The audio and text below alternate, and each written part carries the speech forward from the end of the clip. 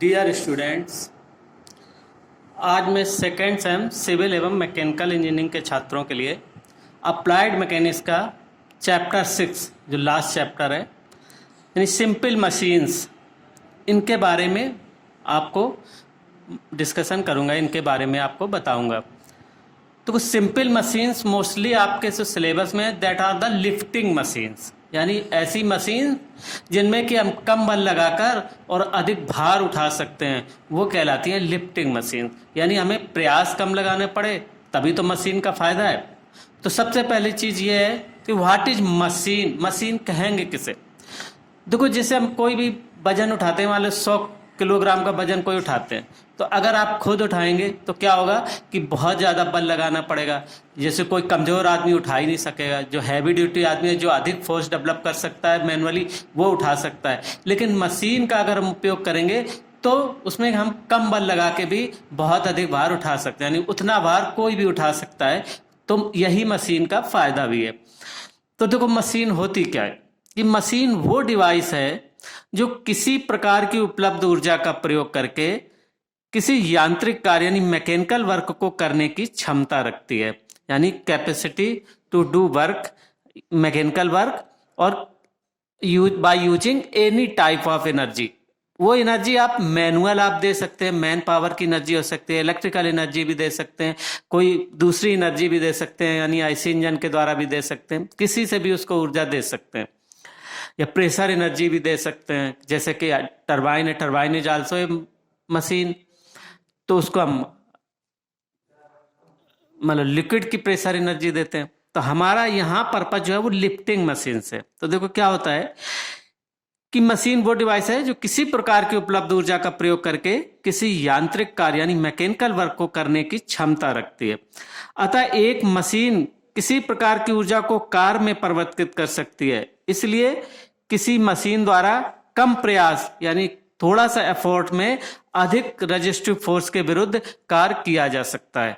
ठीक है, अब इसी सेंस में हम लिफ्टिंग मशीन की कैसी डेफिनेशन देंगे कि लिफ्टिंग मशीन्स वो डिवाइस है जिसमें हम कम बल लगाकर यानी बहुत थोड़ा सा प्रयास लगाकर अधिक लोड उठाया जा सकता है। कि आप डायरेक्टली 2 कुंतल वजन नहीं उठा सकते, लेकिन मशीन में आप थोड़ा सा बल लगाएंगे, थोड़ा सा प्रयास लगा के उठा सकते हैं।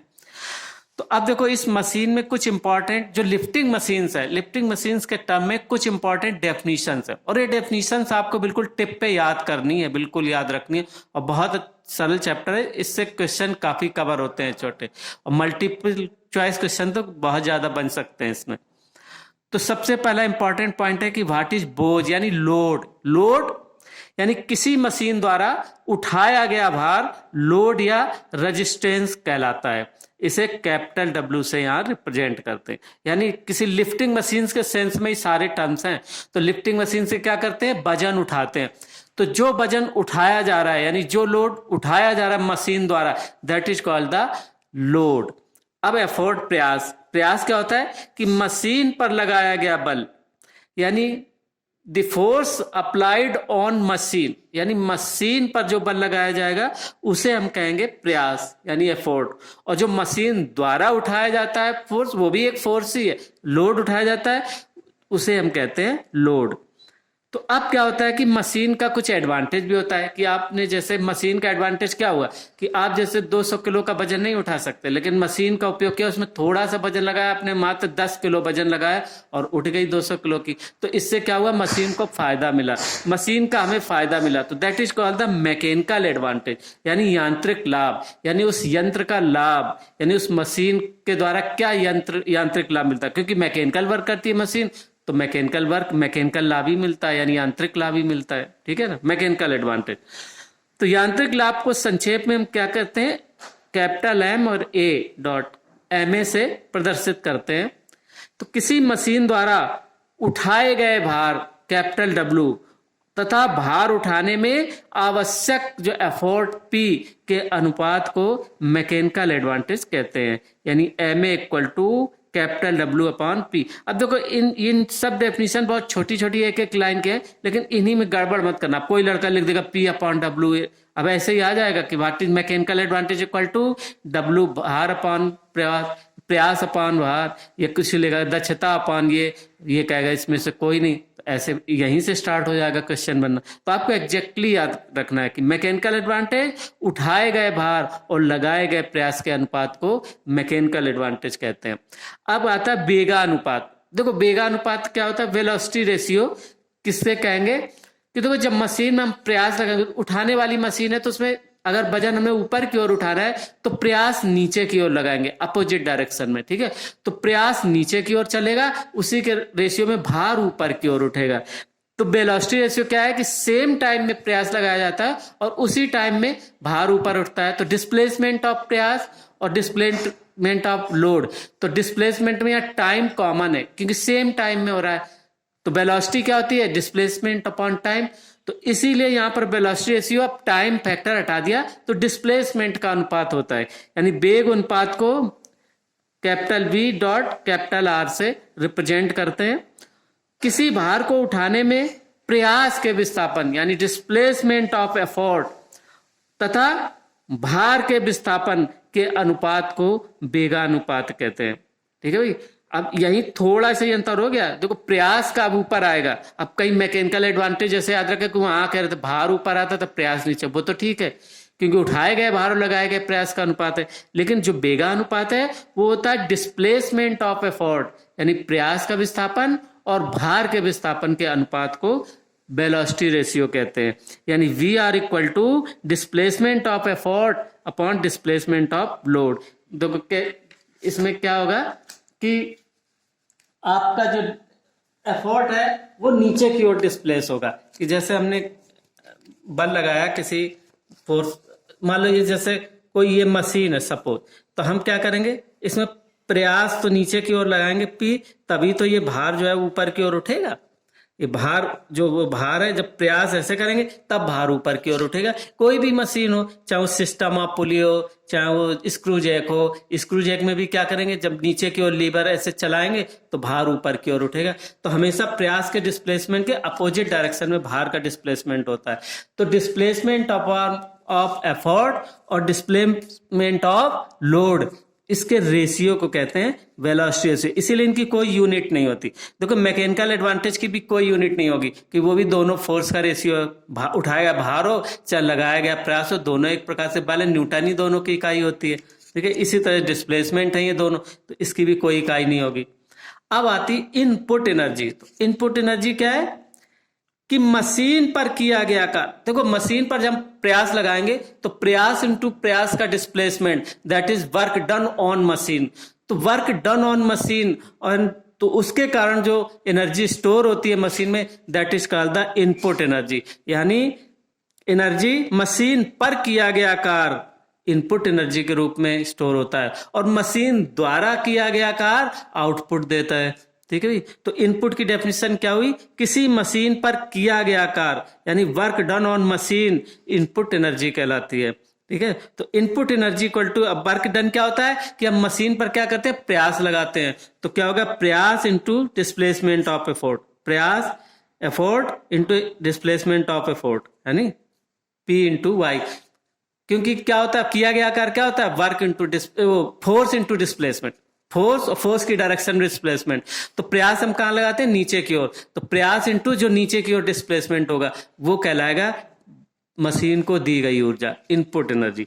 आउटपुट एनर्जी क्या होती है, किसी मशीन द्वारा किया गया कार्य यानी work done by machine is called the output energy. तो मशीन द्वारा क्या कार्य किया जाता है, W भार उठाया जाता है ऊपर की ओर, मान लो डिस्प्लेसमेंट हुआ X, तो load into displacement of load, ये मशीन द्वारा एनर्जी आउटपुट होगी। तो this is called the output energy, ठीक है भाई। तो ये बहुत छोटी छोटी डेफिनेशन बिल्कुल टिप पे आपको याद रखनी है, ये हमेशा ये भूलने की नहीं है भाई, ठीक है। इनके आधार पे भी आप क्वेश्चन जस्टिफाई करेंगे जब मल्टीपल चॉइस क्वेश्चन सॉल्व करेंगे। अब नेक्स्ट आती है एफिशिएंसी ऑफ मशीन, यानी मशीन की दक्षता क्या होती है।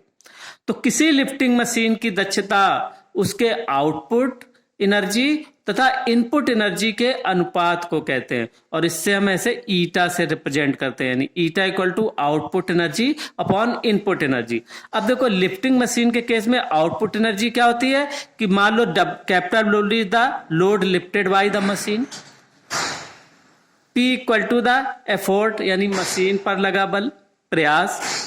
X is the displacement of load, भार उठाने का डिस्प्लेसमेंट, और Y is the displacement of effort मान लो है। तो मशीन का वेगानुपात क्या होगा, X Y upon X, Y upon displacement of effort upon displacement of load. और यांत्रिक लाभ मैकेनिकल एडवांटेज क्या होगा, कैपिटल डब्ल्यू अपॉन पी। अगर हमने ये चीजें मानी है तो ये होगा। अब इस रेस्पेक्ट में देखो कैसे निकल के आएगी दक्षता जो है। तो दक्षता क्या होता है कि आउटपुट अपॉन इनपुट। अब यहां पर इनपुट एनर्जी क्या हुई, एफोर्ट इंटू एफोर्ट का डिस्प्लेसमेंट यानी P इंटू वाई, और आउटपुट एनर्जी क्या हुई, W इंटू एक्स यानी लोड इंटू लोड का डिस्प्लेसमेंट। तो एफिशिएंसी क्या होगी, आउटपुट अपॉन इनपुट, तो capital W into X upon small capital P into Y. तो दक्षता बराबर क्या होगा, W upon P into 1 upon Y upon X. कर दे इसको, हम नीचे ले आए एक्स को, ठीक है भाई, ये इस एक्स को यहाँ नीचे लिया। तो देखो W upon P is the mechanical advantage और Y upon X is the velocity ratio. तो इसका मतलब एफिशिएंसी इक्वल टू क्या हो गया, mechanical advantage upon velocity ratio. या हम ये भी कह सकते हैं कि MA equal to eta into VR, ठीक है। तो अगर आइडियल मशीन होगी जिसकी एफिशिएंसी 1 होगी, 100% होगी, तो उस केस में मैकेनिकल एडवांटेज वेलोसिटी रेशियो बराबर होंगे। अब देखो इसमें अभी बहुत सारे क्वेश्चन बन जाएंगे। जैसे कहा जाए, अभी फार्मूला दे दिया कि मैकेनिकल एडवांटेज इक्वल टू, इनमें से कौन सा सही है, mechanical advantage equal to efficiency into velocity ratio दे दिया। फिर एक दे दिया कि efficiency equal to mechanical advantage upon velocity ratio. फिर एक दे दिया efficiency equal to output upon input. फिर एक दे दिया कि efficiency equal to W upon P। अब इसमें रॉन्ग आंसर कौन सा होगा, तो आप आराम से निकाल सकते हैं जस्टिफाई करके। देखो इसी से बन गया क्वेश्चन कैसे बनता है। तो इसीलिए अब हम मैं साथ साथ आपको बताता चलता हूँ मल्टीपल चॉइस क्वेश्चन कैसे बनते हैं। अभी मैं फिर एक और बनाऊंगा आपको, एक तो अभी टेस्ट में आपका लिया था, अब एक और पेपर बना के आपको दूंगा प्रैक्टिस के लिए, ठीक है भाई। तो ये डेफिनेशन बिल्कुल पक्के से याद करने आपको, मैं PDF भी भेजूंगा इसका। अब आते हैं टाइप्स ऑफ मशीन। तो टाइप्स ऑफ मशीन में क्या होता है, सबसे पहले मशीन जो होती है वो होती है सिंपल एंड कंपाउंड मशीन। तो देखो सिंपल और कंपाउंड मशीन क्या होती है, इनको भी क्लियर समझना है आपको कि simple machine, what is simple machine. तो किसी सरल मशीन में एक प्रयास लगाने वाला बिंदु तथा एक ही भार उठाने वाला यानी उपयोगी कार वाला बिंदु होगा कि एक ही जगह तो प्रयास लगाया जाएगा एक ही पॉइंट पर और एक ही पॉइंट से भार उठाया जाएगा, ठीक है। तो इसलिए इसका मैकेनिज्म भी सिंपल होता है। जैसे कि हो गया लीवर, लीवर में एक फलक्रम होता है और एक तरफ भार लगाते हैं, एक तरफ प्रयास लगाते हैं। स्क्रू जैक, हैंडल से आप केवल वो प्रयास देते हैं और उसके प्लेटफॉर्म पर भार उठाते हैं। तो एक एक ही पॉइंट होता है। सिंपल व्हील एंड एक्सेल, या जो भी और भी हैं, जो भी लिफ्टिंग मशीन है simple, that these are the simple machine, है ना, कि lever, screw jack, simple wheel and axle, ठीक। तो ये सब सिंपल मशीन में आते हैं। अब नेक्स्ट इसी की होती है कंपाउंड मशीन। तो व्हाट इज कंपाउंड मशीन, कि किसी कंपाउंड मशीन में प्रयास लगाने वाला तथा भार उठाने वाले बिंदु एक से अधिक भी हो सकते हैं, कि एक जगह भार उठाया जाए और प्रयास अलग अलग कई जगह पर लगाए जा सकते हैं। तो इनका मैकेनिज्म ही कॉम्प्लेक्स हो जाएगा, क्योंकि आप उसकी कंपाउंडिंग करेंगे मशीन की। दो जगह से प्रयास लगाया जा सकता है, भार एक ही जगह से उठाया जा सकता है, ये कई तरह से लोड लिया जा सकता है, ऊपर की ओर हो रहा है, एक साइड की ओर भी उठ रहा है। तो इस तरीके के मशीन को कंपाउंड, जैसे कि कंपाउंड लीवर। अब कंपाउंड लीवर दो फलक्रम होते हैं और दो जगह लोड होता है, दो जगह प्रयास होता है, ठीक है भाई। लेथ मशीन, अब लेथ मशीन में एक ही स्पिंडल घूमता है लेकिन उसके भार डिस्ट्रीब्यूट होता है कि लीड स्क्रू में भी जा रहा है और आपके जो है टेल स्टॉक में भी, हेड स्टॉक में भी। तो डिफरेंट में उसी बल को बाइफ्रोकेट कर देते हैं बहुत सारे पार्ट्स चलाने में। या सेपर मशीन, प्लेनर मशीन, यानी जो भी ये मशीन टूल्स हैं जिनमें कि एक ही फोर्स दिया जाता है, मोटर, एक ही मोटर से केवल रोटेटिव मोशन दी जाती है, लेकिन उससे वर्क जो है बहुत सारे फंक्शन, बहुत सारे पार्ट वो वर्क करते हैं। तो इस तरीके की मशीन को कहते हैं कंपाउंड मशीन, ठीक है। अब नेक्स्ट आपका आता है, इसी मशीन में और भी क्लासिफिकेशंस होते हैं। जैसे अब एक मशीन उस आधार पर की जाती है, दक्षता के आधार पर, कि what is ideal and real machine. एक आइडियल मशीन और एक वाकई में जो प्रैक्टिकली वर्क करती है रियल मशीन। तो देखो फॉर आइडियल मशीन, अब यहाँ हम लिफ्टिंग मशीन का ही एग्जाम्पल देंगे, लिफ्टिंग मशीन से आपके सिलेबस में है। तो देखो आइडियल एंड रियल मशीन, तो व्हाट इज आइडियल मशीन, यानी ऐसी मशीन जिसकी जो एफिशिएंसी होती है, यानी जो दक्षता होती है, that is the one means percent में अगर निकालेंगे 100%। तो for ideal machine efficiency equal to, अभी आपने फार्मूला देखा था ना कि efficiency equal to mechanical advantage upon velocity ratio. तो for ideal machine efficiency equal to 1, तो mechanical advantage equal to velocity ratio. तो इसी में ऐसा दिया रहेगा बहुत जगह की what is ideal machine. Ideal machine से पहले मैकेनिकल एडवांटेज वेलोसिटी रेशियो को बराबर करके उससे कोई अननोन चीज निकालते हैं, फिर अगर दी रहेगी दक्षता अगर इतनी है तो हम कितना बल लगा के कितना प्रयास उठाएंगे, तो फिर वो दक्षता को भी रखते हुए और वेलोसिटी रेशियो ये आइडियल वाला रखते हुए फिर हम मैकेनिकल एडवांटेज निकालेंगे कि W/P बराबर ईटा इंटू BR से, फिर उससे हम जो भी अननोन चीज है वो भी निकाल सकते हैं। तो इसमें बहुत ज्यादा क्वेश्चन बन सकते हैं, मल्टीपल चॉइस क्वेश्चन। अगर आपको एग्जैक्टली डेफिनेशन सारी पता है, सब अच्छे से याद कर ली, तो आप एनालिसिस करके आप सॉल्व कर सकते हैं बहुत आसानी से। अब real machine, what is real machine. तो देखो वास्तव में कोई भी मशीन आदर्श नहीं होती, क्योंकि किसी भी मशीन की एफिशिएंसी 100% हो ही नहीं सकती। क्यों नहीं हो सकती, क्योंकि बहुत सारी एनर्जी जो भी हम एफर्ट देते हैं वो किसी फ्रिक्शन के कारण लॉस हो जाता है, वियर एंड टीयर के कारण भी लॉस होता है, एक जगह से दूसरी जगह पावर ट्रांसफर करते हैं तो बीच में स्लिप के कारण भी लॉस हो सकता है। तो ऐसा जो होता है, तो क्यों होता है, तो वास्तव में कोई भी मशीन आदर्श नहीं होती। किसी मशीन को दी गई इनपुट एनर्जी का कुछ भाग मशीन के अंगों के मध्य फ्रिक्शन के विरुद्ध नष्ट हो जाता है, यानी उस फ्रिक्शन के विरुद्ध, फ्रिक्शन तो जरूर होता है, ऐसा हो ही नहीं सकता कि फ्रिक्शन नहीं हो, है ना। क्योंकि अभी जब हम फ्रिक्शन के चैप्टर पढ़ाया था तो कोई भी सरफेस कितनी भी स्मूथ हो फिर भी फ्रिक्शन होगा, जब भी दो सतह कांटेक्ट में होगी फ्रिक्शन अवश्य होगा। तो मशीन तो कई एलिमेंट्स को मिला के ही बनता है, तो बहुत सारे एक दूसरे के संपर्क में यानी कांटेक्ट में होते हैं पार्ट, तो फ्रिक्शन तो 100% होगा ही, जरूर कुछ ना कुछ होगा। जितना ज्यादा होगा उतना ज्यादा इनपुट एनर्जी लॉस होगी। तो इसलिए संपूर्ण इनपुट एनर्जी को आउटपुट एनर्जी में परिवर्तित नहीं किया जा सकता, अतः रियल मशीन की दक्षता सदैव 1 से कम होती है। तो for real machine W/P equal to eta into velocity ratio, यानी mechanical advantage equal to efficiency into velocity ratio. ठीक है भाई, तो उस केस में ये आइडियल मशीन के केस में होता है। तो अगर एग्जैक्टली आप ये पॉइंट याद रखेंगे भाई तो गलत नहीं होगा, नहीं तो थोड़े से कंफ्यूजन में चल के बहुत गलती करते। और ये सबसे सरल चैप्टर है, सबसे सिंपल, इसके तो क्वेश्चन नहीं गलत होने चाहिए। और आई थिंक सिविल इंजीनियरिंग के लिए तो बहुत ही इंपॉर्टेंट ये सब्जेक्ट है। सिविल इंजीनियरिंग में 3 ही सब्जेक्ट हैं और 2 पेपर होंगे, तो ये वाला पेपर तो हो सकता है सेपरेट ही पूरा हो। अब नेक्स्ट आता है reversible and self locking machine, यानी परिवर्तनीय एवं स्वतः लॉकिंग मशीन। अब इस सब डेफिनेशन से ही क्वेश्चन बन जाएगा, रिवर्सिबल और self locking machine.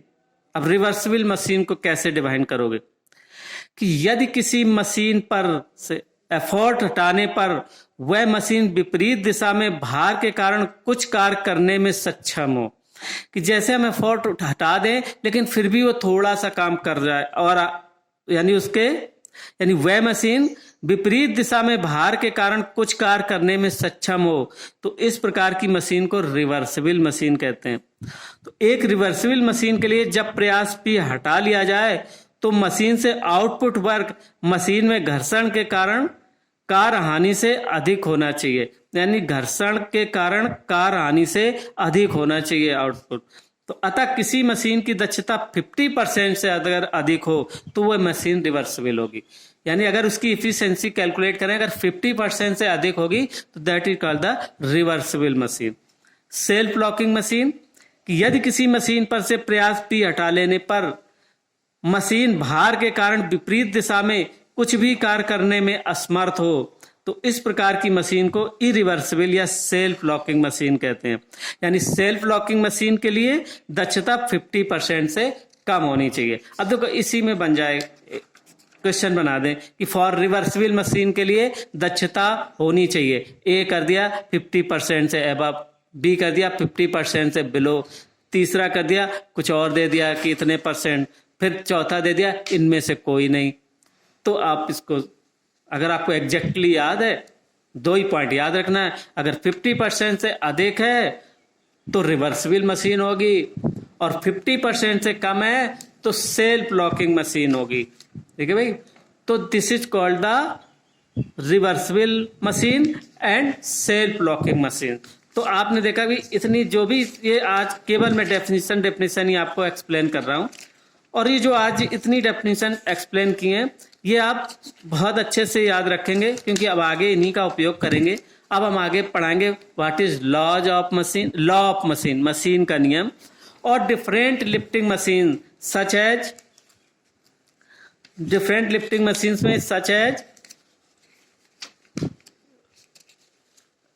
System of pulleys, simple wheel and axle, differential wheel and axle, simple screw jack, differential screw jack, worm and worm wheel, winch crab और single winch crab and double winch crab, है ना, single winch crab और double purchase winch crab. ठीक है भाई, तो ये सारी लिफ्टिंग मशीन है। तो एक एक मशीन का अब आपको फिगर बनाएंगे और उस फिगर के आधार पर ही कैसे किसी में वेलोसिटी रेशियो कैलकुलेट करेंगे, किसी में मैकेनिकल एडवांटेज कैलकुलेट करेंगे, और फिर फॉर एफिशिएंसी 100% के लिए ये होना चाहिए। तो अगर उसकी एफिशिएंसी पता हो तो कैसा होना चाहिए, तो उसी पर बेस हर मशीन पर बेस न्यूमेरिकल प्रॉब्लम होगी, और हर मशीन पर base numerical problem in definition के अंतर्गत ही होगी जो आज डेफिनेशन आपको एक्सप्लेन किए। तो ये डेफिनेशन तो सब में एप्लीकेबल होंगी हर मशीन में, और उस हर मशीन का अपना प्रिंसिपल होगा, उसका भी फार्मूला होगा। तो वो फार्मूले में इस फार्मूले को देखते हुए आपको आगे की स्टडी करनी है। तो बाकी चीज अब नेक्स्ट लेक्चर में आपको बताएंगे। Okay, thank you.